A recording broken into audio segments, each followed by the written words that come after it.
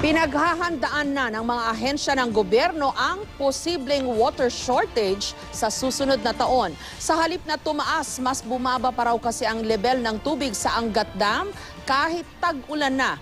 Bukod dyan, pinoproblema rin ngayon ang nakaambang power crisis sa 2015 na posibleng magpataas ng husto sa presyo ng kuryente. May report si Julius Segovia. Mula sa level nito noong isang linggo, mas bumaba pa ngayon ang tubig sa Angat Dam kahit pa ilang buwan ng tag-ulan.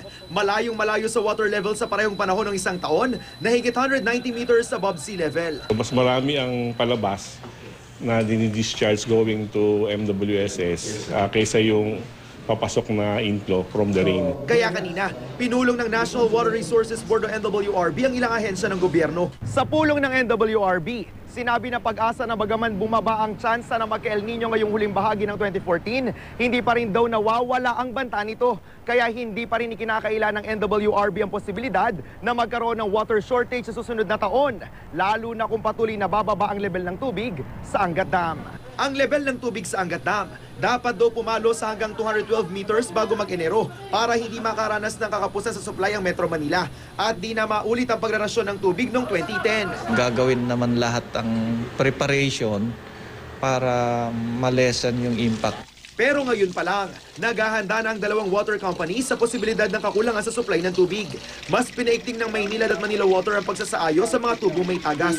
Kung talaga maging tight yung supply, tinitingnan din natin na baka merong mga areas na hindi na 24/7 yung magiging supply. Bukod sa problema sa supply ng tubig, isa pang pinangangambahan ng krisis sa kuryente sa 2015. Sabi ng grupong Trade Union Congress of the Philippines, hanggang 18 pesos per kilowatt hour ang posibleng dagdag sa generation charge. Iyan ay sakaling gumamit ng power barges at magrenta ng generator sets daw ang ating gobyerno.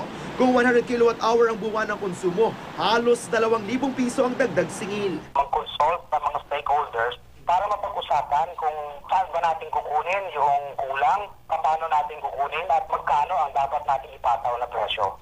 Ayon sa ilang opisyal ng DOE, di raw talaga maiiwasan ng mataas na singil sa kuryente kung kukulangin ang supply. Law of the supply and demand eh. So pagka tight ang supply, talagang tumataas yung presyo. Julius Segovia, GMA News.